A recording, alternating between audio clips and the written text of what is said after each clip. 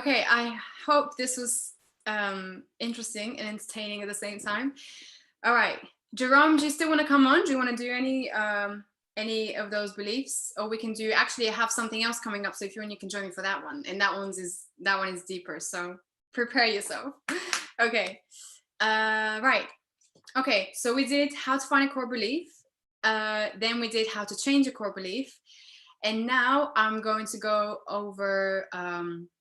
I want to speak a little bit about trauma and how trauma is formed. Okay, Jerome's here. 1 second.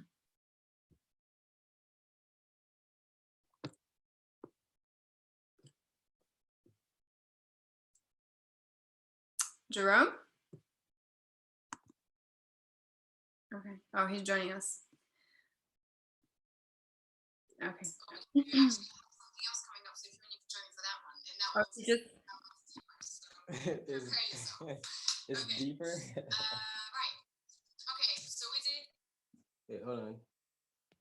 Oh, good. Hi, Jerome. Thank you for joining. You were my second test. Okay. I don't know if you heard any. Did you hear any of the any of the things that we did with Linda? Yeah, it was very interesting, and it what it brought up for me as well too. Um, one of the I guess the triggers, especially during this whole the COVID-19 stuff, right? Is that the whole thing with the vaccines, and it usually would it well I recently cleared that as a shadow aspect. So what it did do is it brought me back to a time when I was in primary school, and actually like having to like stand up in line because listen, my perspective of school, right, is of like a concentration camp. Yeah. Right, so um yeah, we had to line up basically and get these vaccines. And I remember like just staying in line and like actually watching the other kids ahead, like they would get their shot and they would just be crying and stuff. And yo, that shit was traumatizing for me. So when I excuse my language, but yeah, when I actually like before, when I would actually hear about these like mandatory vaccines and all kind of stuff, like I would feel like a part of my arm would actually hurt, right? Where I got the shot, and you can actually see like a scarring on my arm somewhere there. Oh, yeah. Mhm. You can see on Yeah, the. right here, right? Yeah. Yeah, right. So like right there would hurt me. And so I actually had to go into my within my mind system and actually go through that process of transmuting that experience into well, yeah, transmuting it, changing it, How did changing my you do that? perception. How did uh you do that? What did you do? so I can actually do it right now. So what do I do? So usually if I feel like a reflex or a response in my body, I would often tune into it. And most often, if not, I would get like a response within like a memory or some kind of visual, Mm. right? So it may come up if you're for example, if your leg feels constricted, you tune into it, you might be able to imagine it as feeling like if there's like a snake wrapped around your foot, right? And so I usually kind of like play with that idea or that visual, and actually correct it or alter it. And what happens is that the response in my body would change. So the light formation or the program system within that part of my body would then change, right? So the pain would go away and stuff like that. So, for example, with this situation, with going into my memories of the vaccines and stuff, um, what I would do is turn the situation into like light formation. So I would basically visualize it turning into light and essentially restoring any power that was taken away within that situation, because it's a very it's a situation in itself of taking your power away. Like you're being forced now to Mm, take something that you don't want to take, yeah, and you see every like it causing pain clearly to other people, yeah. and you know, and so basically restoring that power back to self, and so you would, so what I would do is visualize it, see it turn into light, and basically going through the thought processes within my mind, within my feelings, within my emotions, right? And then allow that energy, that power to come back to me, to my core self, right? So that's one example. Um, yeah. So So when you say that you used light, you converted everything to light, what do you mean? Describe that to me. uh so it's the same thing how Andrew would, or yeah, it's very similar to how Andrew would call like pixels, pixel conception system.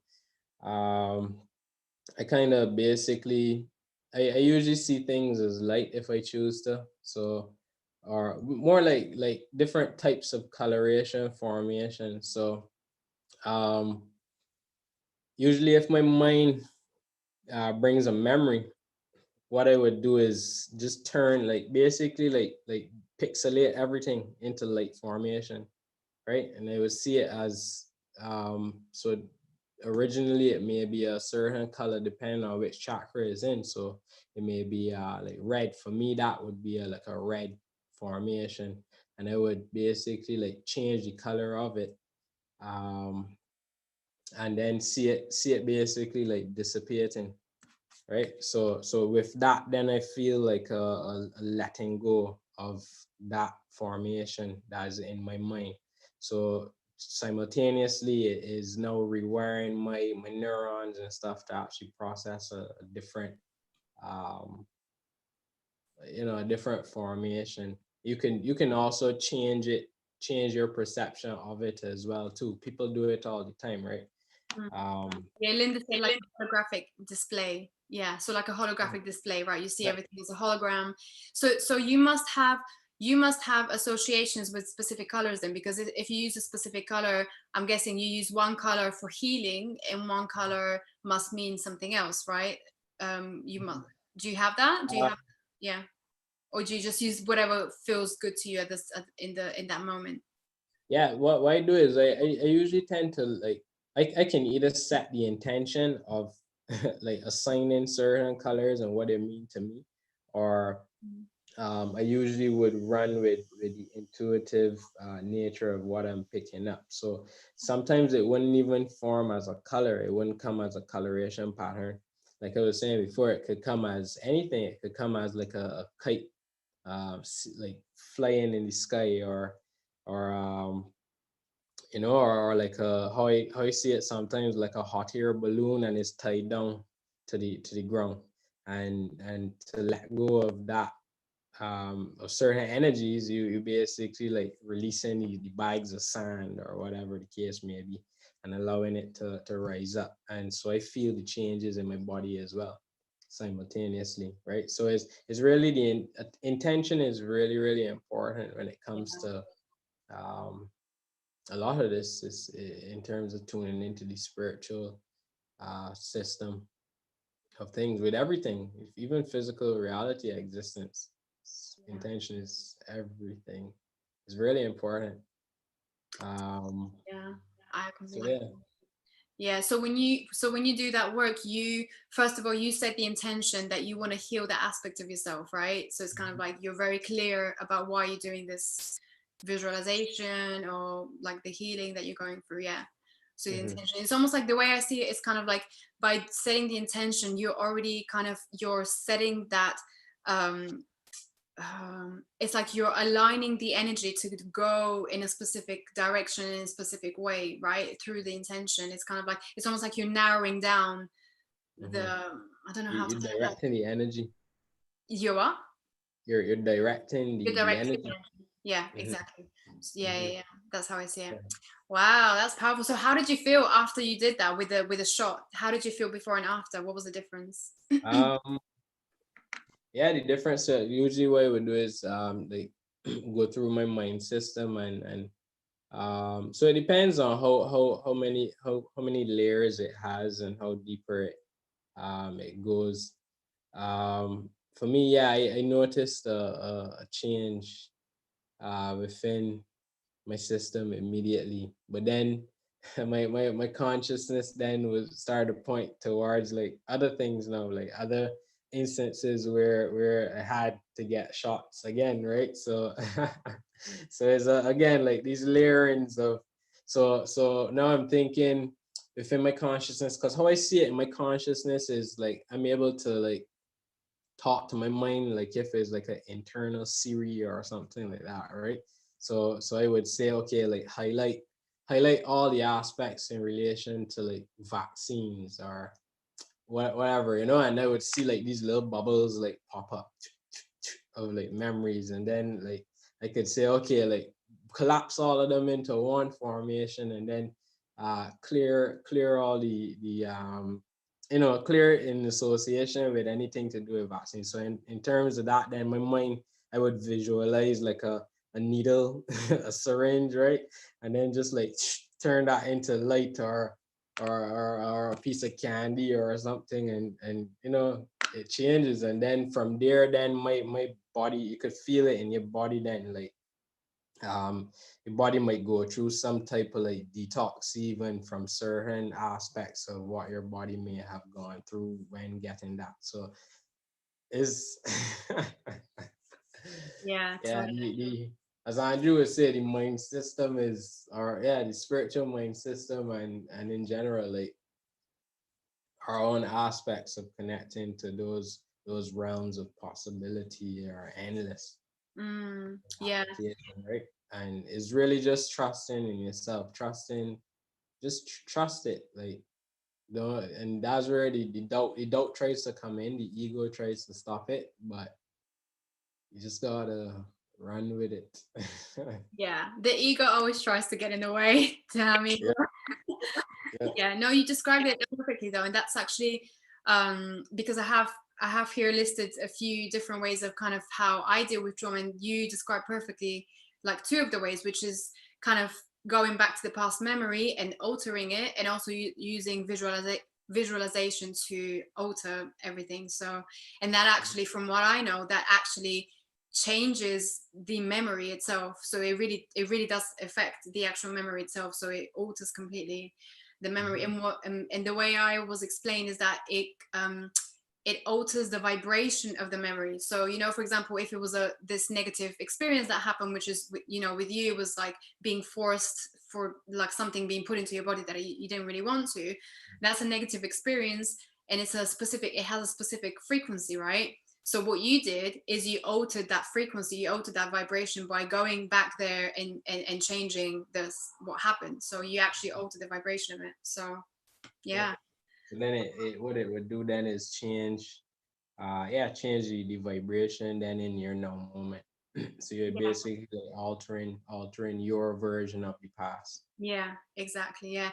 And Yeah. also, what it did is change every other experience that was related or a direct result of that original trauma. Because, you know, Yeah. that original trauma was like the root cause of this thing, right? That led to all these other experiences that were similar to this because of that original trauma. So it also altered all of these other experiences. So Right. that's the way that's the way I understand it works. Yeah, So yeah, now you explained it perfectly. yeah. Wow. Well Yeah. done, Jay. Well, you did my work for me. Thanks. I think I'm done here. Yeah. No, that was brilliant. Yeah, there are a few other things that I wanted to go over with the trauma stuff because, well, actually, trauma and shame, because apparently shame is the biggest cause of trauma, and is the so yeah, I'm just gonna talk a little bit about that in terms of what I've understood under that. So yeah, you can stay on if you want. All right, my battery might be dying soon, but I'll stay till it goes. Stay until you can. Yeah. Okay. All right. So okay. So yeah, Jerome already perfectly explained one of the ways in which you can deal with trauma. And yeah, I'm just gonna go back to the, okay, I just wanna explain a little bit about my understanding of how trauma is created, right? So, okay, so internal, okay, so basically what happens, so, That okay, is so it. what, huh? No, I'm gonna yeah, I'm gonna leave it. Well, you need me to stay more, or that's Yeah. our. Well, not for now, because I'm just gonna go through the points, and then you can join again if you want after that. If I have, because I'm gonna have some more exercises, so you can join for that. All right, thank you, Jerome. Thank you. Thanks. Bye. Okay.